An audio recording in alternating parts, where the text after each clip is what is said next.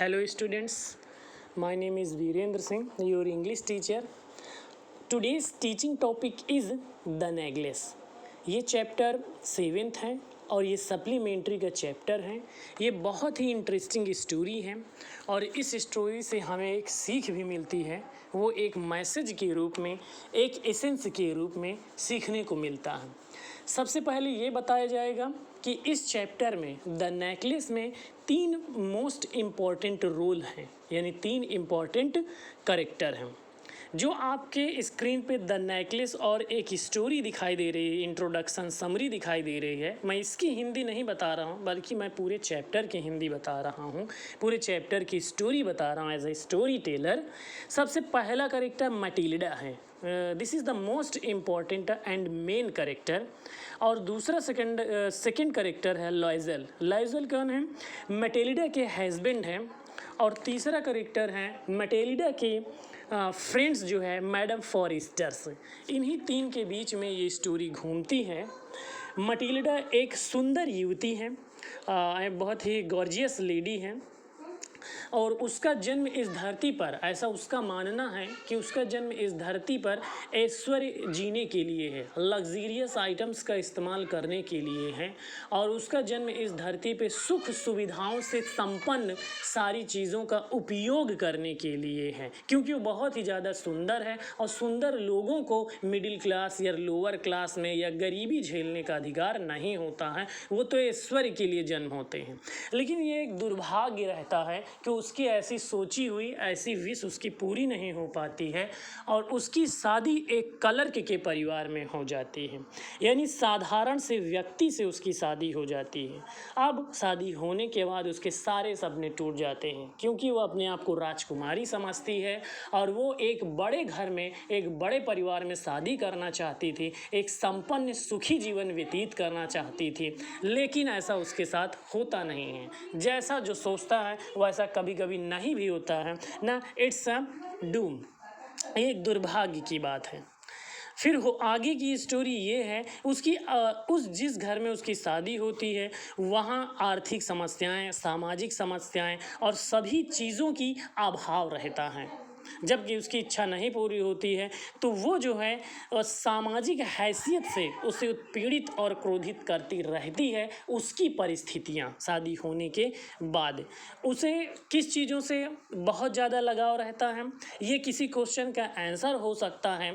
She loved only marvellous dishes, nice frocks and jewels, यानी शानदार व्यंजन, अच्छे फ्रॉकों और आभूषणों से ही उसको प्यार रहता है। यही सारी चीज़ें वो पसंद करती है और यही चीज़ें उसे उस घर में नहीं मिलता है, क्योंकि वह घर बहुत सिंपल, बहुत साधारण और गरीब रहता है, क्लर्क का घर रहता है।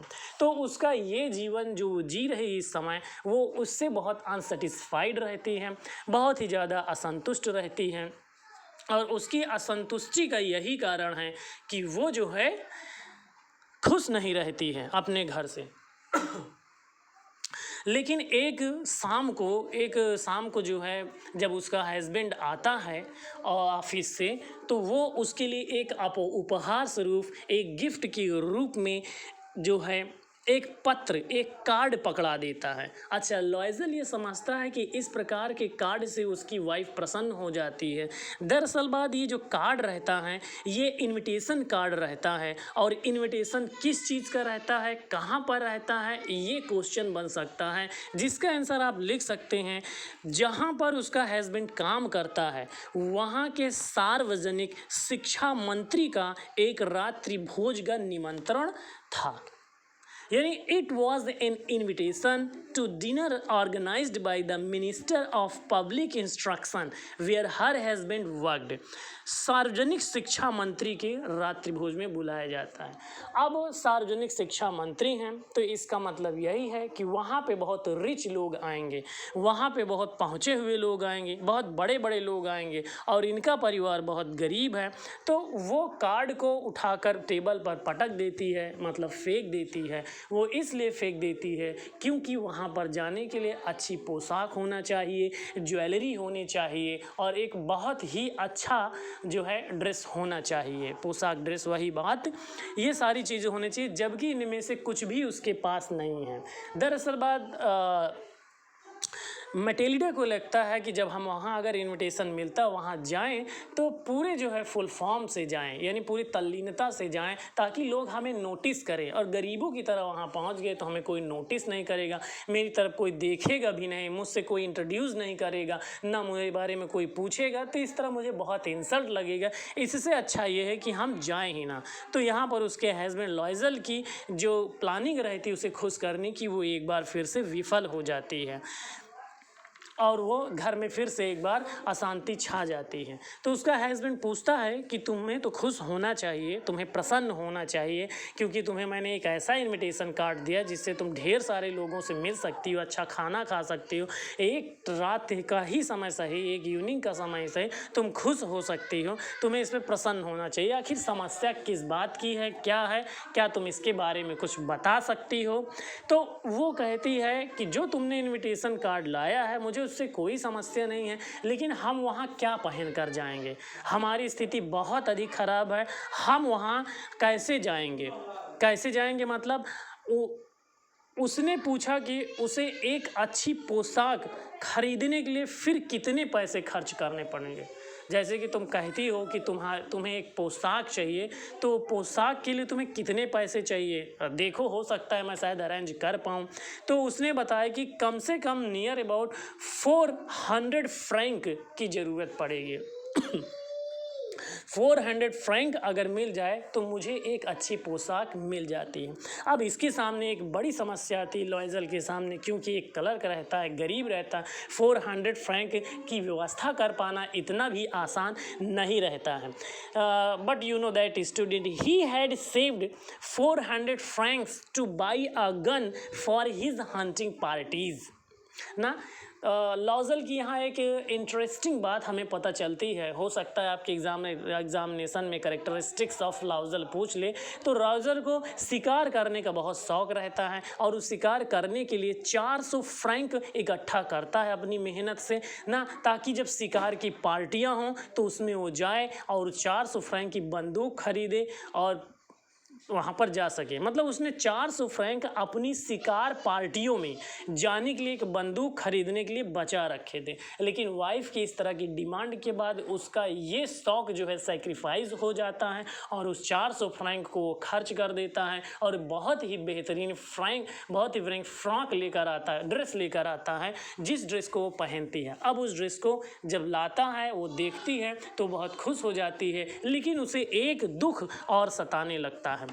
और वो दुख क्या रहता है? अच्छा, वहाँ पर जाना कहाँ रहता है? वो द बॉल रहता है। यहाँ पे द बॉल का मतलब रहता है नृत्य पार्टी, वहाँ पे जाके डांस करना रहता है, वेलकम डांस करना रहता है, पार्टिसिपेट करना रहता है, इंजॉय करना है।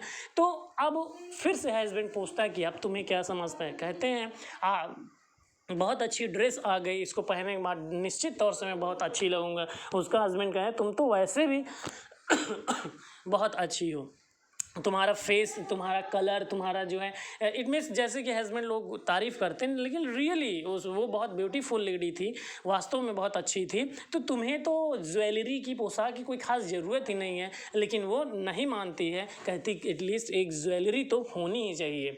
तो अब ये ज्वेलरी की व्यवस्था तो वो नहीं कर सकता, क्योंकि जो पैसे उसने सेव कर लिए रखे थे अपनी जो है किस चीज़ के लिए, gun for his hunting parties के लिए, जो 400 फ्रैंक्स कर रखे थे, सेव कर रखे, तो खर्च हो गया, और घर में अब कुछ है भी नहीं।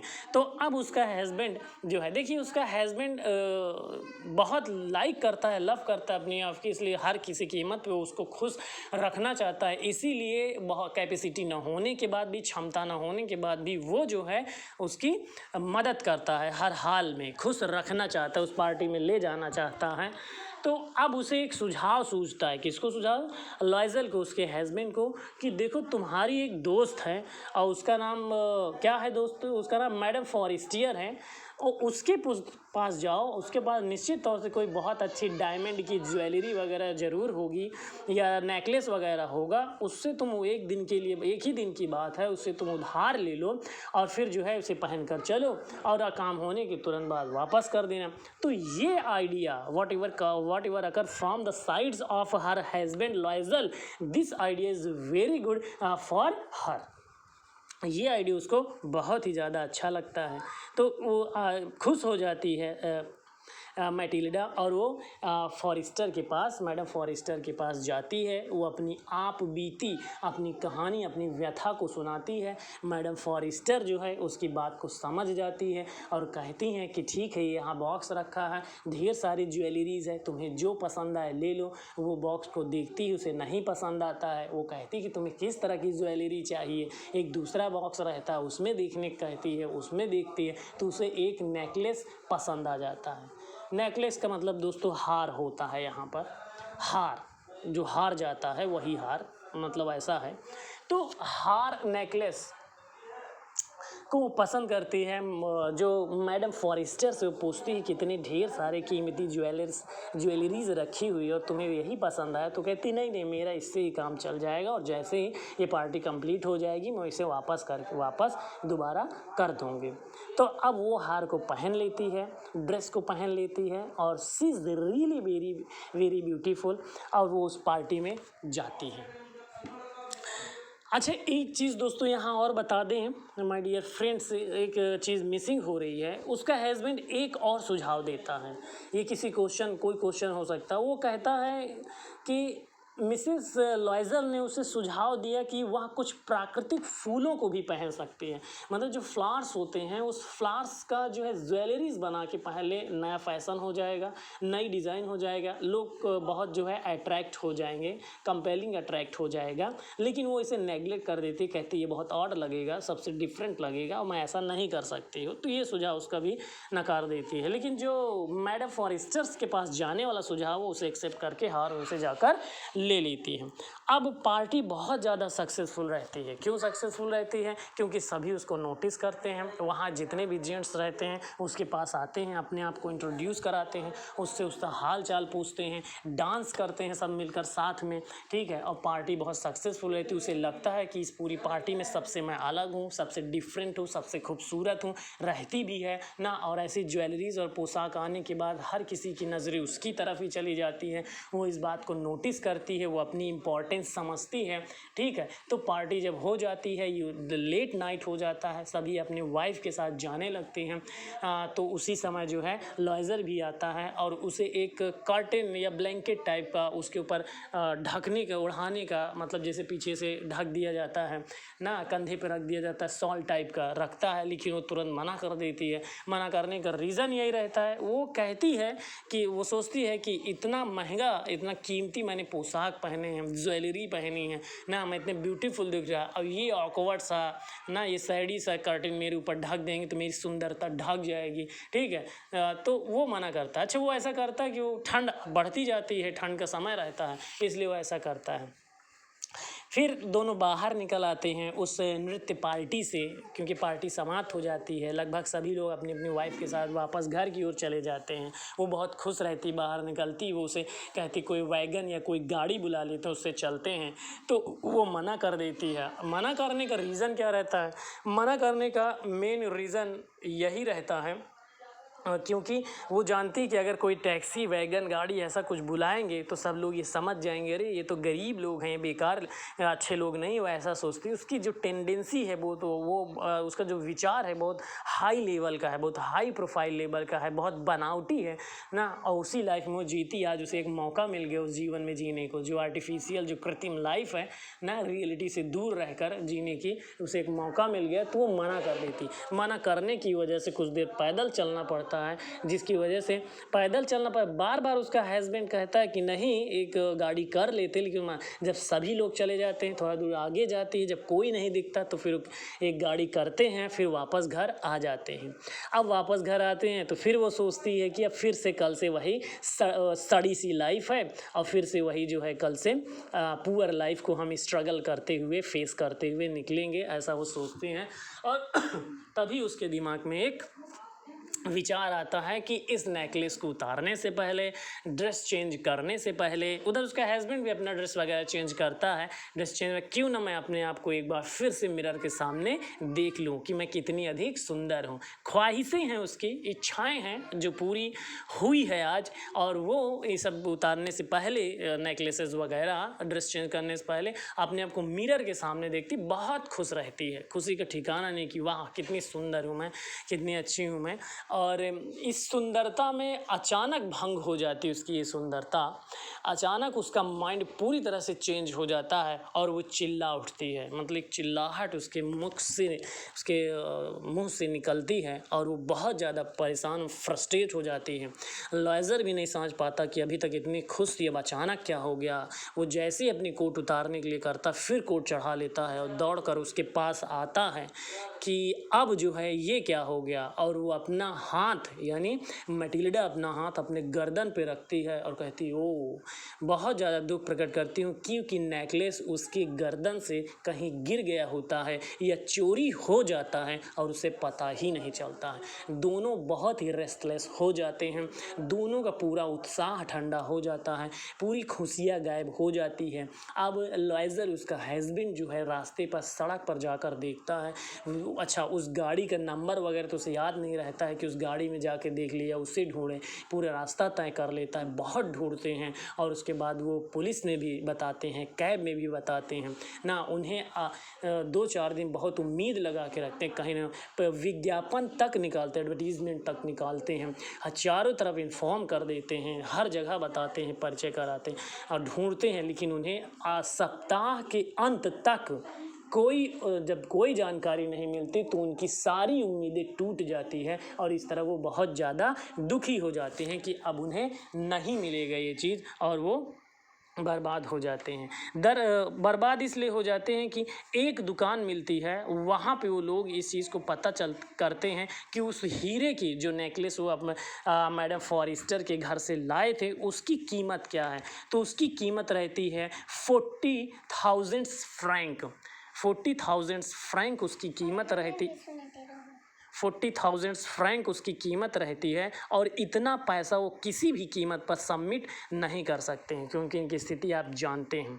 फिर क्या होता है, पैसा चुकाने के लिए उन्हें बहुत ही ज़्यादा स्ट्रगल करना पड़ता है, क्योंकि अगर वो पैसा चुकाने के लिए नहीं, नेकलेस वापस करने के लिए, रिटर्न करने के लिए, क्योंकि वो जानते हैं अगर नेकलेस रिटर्न नहीं किए तो उसकी फ्रेंड, यानी मैटिल्डा की फ्रेंड जो फॉरेंटियर्स हैं, फॉरेंटियर्स को बहुत बुरा लगेगा और उसे वो कुछ कह भी सकती, इस तरह उसकी इंसल्ट होगी। तो वो जो है मिस्टर लॉयज़र के पास एक उपाय निकालते हैं। मिस्टर लॉयज़र के पास अपने पिता द्वारा छोड़े गए 18,000 फ्रैंक थे और इसकी कीमत कितनी है, 40,000 फ्रैंक, और उनके पास है 18,000 फ्रैंक। यानी अभी भी जो फ्रैंक है, जो भी पैसे रुपए हैं, वो अभी भी कम हैं। तो वो जो है बाकी पैसे उन्होंने उधार लिए, यानी 18,000 फ्रैंक अपने पिता ने जो छोड़ दिए थे लॉयज़र के, उसको लिए, और बाकी पैसे उन्होंने उधार लिए, मार्केट से लिए, फ्रेंड से लिए, जैसे भी।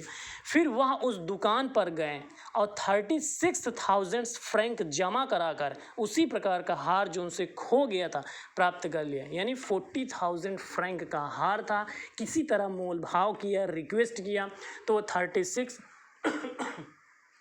36,000 में मोल भाव हुआ और वो जमा कर दे। अब घर की पूरी पूंजी उनके पास चली गई, कुछ भी नहीं बचा उनके पास। तो वो जो हार जो है, लेकिन हार वापस खरीद ले उन्होंने, सेम वैसा ही हार, और मैडम फॉरेस्टर के घर जाकर जमा करे। तो मैडम फॉरेस्टर ने कहा कि अरे थोड़ा पहले आकर थोड़ा पहले आकर देना चाहिए था ना, लेट कर दिए, मान लो किसी को ज़रूरत पड़े, मान लो मुझे कहीं जाना पड़े। अब ये डियर स्टूडेंट्स, ये क्वेश्चन बन सकता है कि मैडम फॉरेस्टर ने ऐसा क्यों कहा। दरअसल बात मैडम फॉरेस्टर ने इसलिए कहा कि अगर ये जल्दी से आके जमा कर देगी तो इसे असलियत नहीं पता है, मैटिल्डा को द नेकलेस के असलियत पता नहीं चलेगी। असलियत क्या है, असलियत ये है कि मैटिल्डा जो है उस हार को असली समझती थी, इसलिए 36,000 फ्रैंक जमा कर दिए उसने, वो उधार लेकर, और 18,000 जो उनके पास थे वो अपनी पूंजी पूरी जमा कर दी। लेकिन असली बात ये है कि जो नेकलेस था, वो नेकलेस जो हार था वो सच में नकली हार था और उसकी कीमत जो थी ज़्यादा से ज़्यादा 500 फ्रैंक की थी। लेकिन ये बात मैटिल्डा को या फिर उसके हस्बैंड लॉयज़र को कतई नहीं पता था और इसी बात का डर था किसका, फॉरेंटियर्स का। तो क्या फॉरेंटियर्स उसे ठगना चाहती थी, लूटना चाहती थी? नहीं ऐसा। मिसेस फॉरेंटियर्स ये चाहती थी कि मेरा व्यवहार बना रहे, मेरी इमेज बना रहे, इसे पता ही ना चले कि ये नकली है, फेक है, फर्जी है और ये वापस लाके मुझे दे दे और इस तरह उसका काम भी हो जाए, उसे पता भी ना चले। नहीं तो मेरी इंसल्ट होगी कि नकली जो है रखते हैं और बताते भी नहीं हैं, ठीक है। लेकिन इधर इनकी पूरी लाइफ पूरी तरह से बदल गई। किनकी लाइफ? मैटिल्डा की और लेज़र की। अब मैटिल्डा और लेज़र को करना क्या पड़ता है, अपने घर में जो उनके घर में नौकरानी काम करती थी मैटिल्डा को, उसको उन्होंने निकाल दिया क्योंकि उसे पैसे देने पड़ते थे। तो सारे काम अब मैटिल्डा करती हैं क्योंकि जो पैसे उन्होंने मार्केट से लेकर दिए हैं वो पैसे भी उन्हें चुकाना है हर किसी कीमत पर।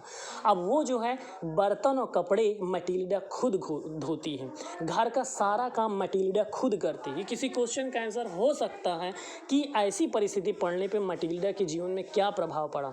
तो कपड़े बर्तन धोती हैं, घर का सारा काम करती हैं, उन्होंने अपनी नौकरानी को छोड़ दिया, उन्होंने एक अटारी में कुछ कमरे किराए पर ले लिए ना। पति शाम को किसी व्यापारी के दफ्तर में काम करता था, वह रात को 5 सूस पर प्रति पृष्ठ के हिसाब से की नकल का काम करता था और ऐसा करते करते नहीं एक्स्ट्रा काम उसका हस्बैंड करता था। लॉजर एक्स्ट्रा काम उधर करता था, इधर ये घर का पूरा काम करती थी ना और किराए के कमरे में नहीं लगे थे। इस तरह करके वो पैसे इकट्ठे किए और ऐसा करते करते उन्हें 10 साल लग गया।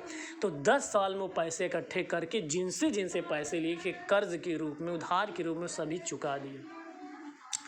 एक दिन उन्हें मैडम फॉरेंटियर मिसेस लॉजर सैर करते अचानक मैडम फॉरेंटियर्स को मिल गई।